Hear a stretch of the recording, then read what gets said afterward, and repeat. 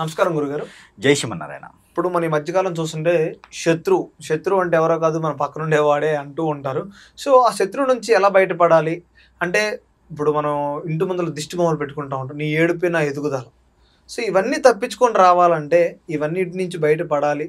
మనకంటూ మన స్పేస్ మనం ఎలా ఉండాలంటే, ఎలాంటి రెమెడీస్ ఉండాలి? ఎలా ఉంటే మంచిగా ఉంటాం మనం? రెమెడీస్ కొన్ని చెప్పండి. ఖచ్చితంగా ఏంటంటే ప్రతి ఒక్కరిలోనూ కొన్ని సమస్యలు అలా ఉండిపోతూ ఉంటాయి. వాటికి పరిష్కార మార్గాలు దొరకవు.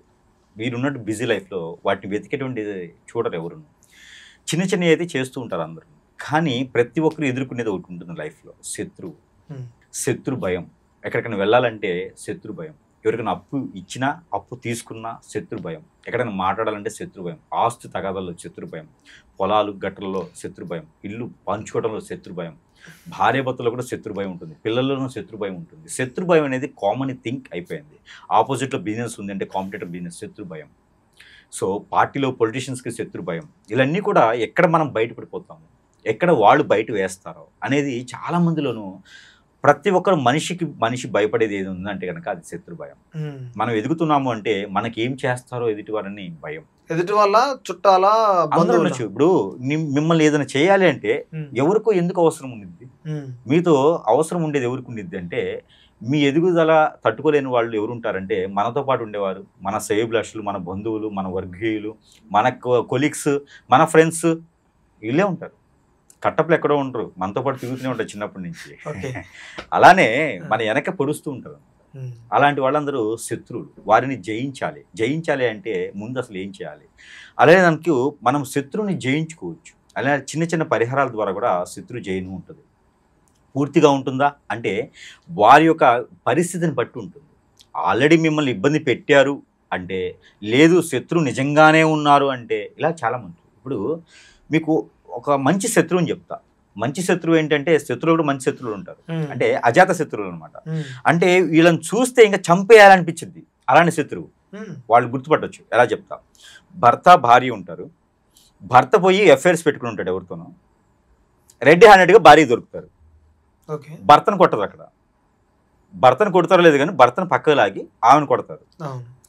భార్య ఎట్లానే సేమ్ చేస్తే వాడిని చంపేయాలన్నంత కోపం వస్తుంది. అసలు జీవితంలో వాడిని తప్పితే ఇంకెవరిని చంపకూడదు అనిపిస్తుంది. వాడిని ఒక్కడిని చంపి నన్ను ఏమైపోయినా పర్లేదు అనిపిస్తుంది. ఇది శత్రువు. శత్రువేనా? శత్రువే కదా. భార్యని ఇబ్బంది పెడుతున్నారు అంటే భర్తకి ఏం చెప్పిస్తుంది? కొట్టాలడో తిట్టాలనో అనిపించదు, చంపేయాలనిపిస్తుంది. అదే శత్రువు. కానీ ఏం చేయలేని పరిస్థితి. అంతే కదా. ఎవరు బిజీలో మళ్ళీ ఏమవుతుందో అని భయం. భర్తని ఇంకొకరు లాక్కున్నారు అంటే కూడా ఇక్కడ శత్రువు. ఆవిడ శత్రువు అవుతుంది. ఈవిడ రోడ్డు మేము పెట్టాలి, ఎట్లయినా సార్ ఆవిడ బతకూడదు అనిపిస్తుంది. భర్తని ఏం చేయదు, ఆవిడ బతకూడదు అనిపిస్తుంది. వీళ్ళిద్దరి మధ్య శత్రుత్వం కింద ఇంతకన్నా శత్రువులు కావాలి మీకు? వీళ్ళు చాలు కదా, వీళ్ళే శత్రువులు. ఇలాంటి వాళ్ళని కూడా అరికట్టొచ్చు. ఇప్పుడు ఒక లైఫ్ ఉంటుంది, పెళ్ళవుతుంది. పెళ్ళైన తర్వాత పిల్లలు పుడతారు, ఒక ఫ్యామిలీ ఉంటుంది.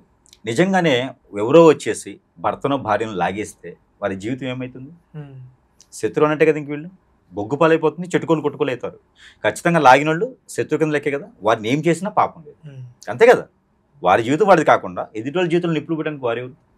వీరి స్వార్థం కోసం వాళ్ళ ఫ్యామిలీని ఇబ్బంది పెట్టినట్టే కదా. అలాంటి వాళ్ళు శత్రువులే ఖచ్చితంగా. అలా జరిగి ఉంటే కొన్ని పరిష్కార మార్గాల వల్ల కూడా బయటపడవచ్చు. గురువు దగ్గరికి వెళ్తే ఈ రోజున ఇది అవకాశంగా తీసుకొని ఎన్నో డబ్బులు పోతూ ఉన్నాయి. అలా కాకుండా వెళ్ళలేని పరిస్థితులు ఉంటాయి, ఏం చేయలేని పరిస్థితులు ఉంటాయి. చాలామందిలో వెళ్ళాలని లేదు, చాలామంది గురువులు ఉన్నారని తెలియదు. గురువు దగ్గరికి వెళ్తే మళ్ళీ ఏమవుద్దని భయం, ఏం చేయలేని పరిస్థితి, అష్టదిబ్బంది అయిపోతారు, ఇంట్లోనే ఉండిపోతారు. వీళ్ళందరికీ కూడా చిన్న పరిష్కారాల ద్వారా కూడా మనం ముందుగా వారికి చూడొచ్చు. అంటే పూర్తిగా కాకపోయినా కొంతమేరైనా సరే దూరమైనటువంటి భర్త దగ్గరికి రావడానికో, లేకపోతే శత్రు భయం ఉంటే అరికట్టడానికో, ఇంటి ముందు ఏదో తిడుతూ వెళ్తారు, వారి వల్ల ఇబ్బంది అవుతుంది, పేరు ప్రఖ్యాత హోదా పోతూ ఉంటుంది. వారి వలన బయటపడడానికి కొన్ని మార్గాలు అయితే చూడొచ్చు. అయితే పరిష్కార మార్గాల్లో కొన్ని రెమెడీస్ అయితే ఉంటాయి. పూర్తిగా కాకపోయినా కొన్ని అయితే ఉంటాయి. ఆ పూర్తిగా కావాలంటే నాలాంటి వాళ్ళని సంప్రదిస్తే, కొంతమేర మంచి గురువుడు ఎంచుకుంటే ఆ మార్గాలు దొరుకుతాయి. దాంట్లో ఒక 2-3 పరిష్కారాలు అయితే చెప్తాను. ఆ పరిహారాలు ఏంటంటే, ఒక నిమ్మకాయ తీసుకోవాలి. నిమ్మకాయకి తీసుకొని అవి సగానికి కోయాలి. మనము గుత్తి వంకాయ కోస్తాం కదా, అలా సగానికి కోయాలి. సగానికి కోసి ఒక బద్దకి లవంగాలు ఒక 5 గుచ్చాలి, రెండో బద్దకి 2 లవంగాలు గుచ్చాలి. దాని లోపల పసుపు వేయాలి. పసుపు వేసి ఎవరైతే మనకు శత్రువు అనుకుంటామో వారి ఫోటో తలకాయ వరకు కట్ చేయాలి. వారిని కాదు, వారి ఫోటో వారి ఫోటో జిరాక్స్ తీసి తలకాయ వరకు కట్ చేసి 4 మడతలు వేసేసి రెడ్ పెన్తో ఇతను నా జోలు రావద్దు, ఈమె నా జోలు రావద్దు అని రాసి దాని లోపల పెట్టేసి నల్ల దారంతో కట్టేయాలి. నల్ల దారం ఉంటుంది కదా, దాంతో కట్టేసి మనకి ఇప్పుడైతే ఊళ్ళలోనే ఉంటున్నాయి, వణుకులు ఉంటాయి, అంటే శ్మశానాలు అంటారు కదా, ఈ ధర్మస్థలాలు ఉంటాయి. ఈ ధర్మస్థలాల్లో ఏదైనా ఒక గురువారం లేదంటే ఆదివారం రోజున సాయం సంధ్యవేళలో 5:30 తర్వాత 8 గంటల లోపు కనుక ఇది చుట్టేసినటువంటిది ఏదైతే ఉందో యా కహార్ అనే ఒక మంత్రం చదువుతూ 11 సార్లు ఈ మంత్రం చదువుతూ ఇది తీసుకెళ్ళి అక్కడ పడివేయాలి. అక్కడ వేస్తే వీరి జోలు రారిక. అదొకటి. రెండోది దానిమ్మ పండు ఉంటుంది, దానిమ్మకాయ ఉంటుంది కదా, దానిమ్మకాయ తీసుకోవాలి. దానిమ్మకాయ తీసుకొని మనకి ఈ యొక్క అడవి దున్న ముళ్ళు ఉంటుంది, అడవి పంది ముళ్ళు అంటారు, అడవి పంది ముళ్ళు ఉంటుంది, అది కలర్గా పొడవుగా ఉంటుంది, సూదిలా ఉంటుంది. అది తీసుకొని ఆ దానిమ్మకాయ మీద మనము ఎవరైతే శత్రువు ఉన్నారో వారి పేరు రాయాలి. ఆ దానిమ్మకాయకి ఎలా రాయాలంటే కాటుకు ఉంటుంది కదా, ఈ కాటుకని ఆ అడవి పంది ముళ్ళు తీసుకొని కాటుక ముంచి ఆ దానిమ్మ పండు మీద రాయాలి. రెడ్గా ఉన్నటువంటి దానిమ్మకాయ మీద రాయాలి తన పేరు, ఎవరితో శత్రుత్వం ఉంది, ఎవరు ఏం కావాలి అనేసి. ఖచ్చితంగా ఇవన్నీ కూడా ఏంటంటే వేరే విషయాలకు వాడుకోకూడదు, నిజంగానే శత్రువు ఉన్నారంటూ వాడుకోవాలి. ఎందుకంటే మళ్ళీ చాలామంది వేరే వేరే ప్రయోగాలు చేస్తూ ఉంటారు, అలా చేయకూడదు. శత్రువు నిజంగానే ఇబ్బంది పెడుతున్నారంటూ వాడుకోవాలి. ఈ దానిమ్మకాయ ఇది చాలా ప్రమాదకరమైనది. ఇది రాసిన తర్వాత ఆ పేరు రాసి నా జోలు రావద్దని ఇంటూ మార్కు ఉంటుంది కదా, ఇంటూ మార్కు, ఈ ఇంటూ మార్కు సర్వోనింగ్ గీత గీసి ఇంటూ మార్కులు 5 వేయాలి. పేరు రాసి పేరుకు చుట్టూతో 5 ఇంటూ మార్కులు వేయాలి. వేసిన తర్వాత కింద వాళ్ళ పేరు, ఎవరైతే శత్రువు ఉన్నారో వారి పేరు కాకుండా ఎవరైతే రాస్తున్నారో వారి పేరు రాయాలి. రాసి నా జోలు రావద్దు అని వాళ్ళ భాషలో వాళ్ళు రాసుకోవచ్చు. రాసిన తర్వాత అది తీసుకెళ్ళి బాగా డ్రైనేజీ ఉంటుంది, బాగా మురికి కాలువ ఉంటుంది. ఈ మురికి కాలువలో యక్షిక్షాయ అనే ఒక మంత్రాన్ని 11 సార్లు చదివేసి, లేదా 119 సార్లు చదివితే వారికి ఇంక తలకాయ పోయినట్టే, ఆ శత్రువు తలకాయ ఇంక ఉండదు. ఎక్కడో దగ్గర వారు ఇబ్బంది పడుతూ ఉంటారు అనమాట. వీరి జోలు రాదు, తలకాయ పోవటం అంటే మర్చిపోవటం కాదు, వీరి జోలు అనేది ఇంక రాదు. అది తీసుకెళ్ళి ఆ మురికి కాలువలో పడేయాలి. అది కుళ్ళిపోయే కొంది వీరి మైండ్ కూడా ఇదైపోద్ది అనమాట, డిస్టర్బ్ అయిపోద్ది మొత్తం. శత్రు భయం అంటే అది. అలాగా చేయాలనుకున్న వారే చేయాలి. మరొకటి ఇంకా బాగా ఏదిస్తూ ఉన్నారు, అసలు వీరి వల్ల నాకు ప్రాణం కూడా పోయేటట్టుంది, నన్ను ఏదో చేసేస్తారు వీరు అనుకునేట్టు భయపడేవాడు. ఇది బాగా చేసేవారు ఉంటే కనుక వారు మినుములు ఉంటాయి, మినుములతో పిండి తీసుకోవాలి, మినప్పిండి. మినప్పిండి అంటే మనకి నల్ల మినుములు ఉంటాయి కదా, నల్ల మినపిండి తీసుకోవాలి, పొడి పిండి. తర్వాత బియ్యం పిండి తీసుకోవాలి. ఈ 2 పిండిలు తీసుకొని కలిపి ముగ్గు ఉంటుంది, ముగ్గురాలతో ముగ్గు చేస్తారు, ఒకప్పుడు మనకి ముగ్గుని ఉంటుంది, ఆ ముగ్గు తీసుకోవాలి. ఇవి 3 కూడా సమపాళ్ళలో తీసుకొని బొమ్మను చేయాలి, 2 ఉండలు చేయాలి, గట్టి పెద్ద ఉండలు చేసి ఆ 2 ఉండలు కోడిగుడ్లకు ఆనిచ్చాలి. ఆనిచ్చిన తర్వాత దానికి ఒక కాళ్ళు 2 చేతులు 2 పెట్టేయాలి. దానికి కళ్ళ రూపంలో జొన్నలు 2 పెట్టాలి.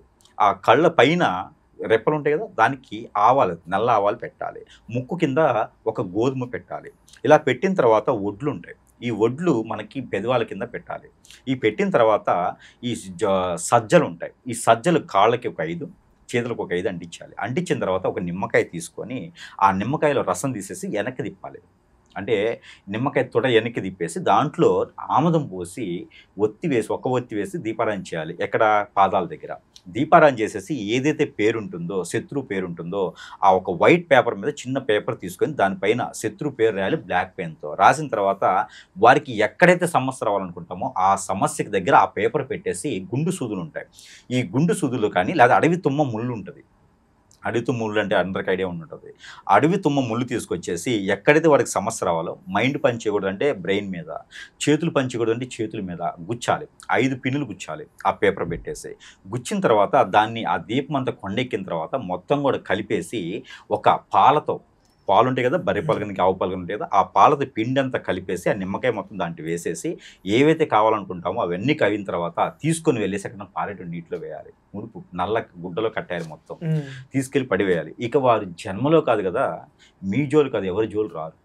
ఇది శత్రు భయానికి జయించేదానికి. ఇది ఎవరైనా చేయొచ్చు, కానీ నిజంగానే శత్రువు ఉన్నాడే ఎంచుకోవాలి. శత్రువు ఉన్నాడు ఎంత పెద్దోడైనా ఎంత గొప్పడైనా సరే ఈ పరిహారాలు ఏ ఒక్కటి చేసినా కూడా శత్రు భయాన్ని జయించేదానికైతే ఇవి పనిచేస్తూ ఉంటాయి. కాబట్టి ఇవి ప్రికాషన్ తీసుకొని చేయాలి. గురువు గారిని సంప్రదిస్తే ఇంకా మంచిది. Thank you.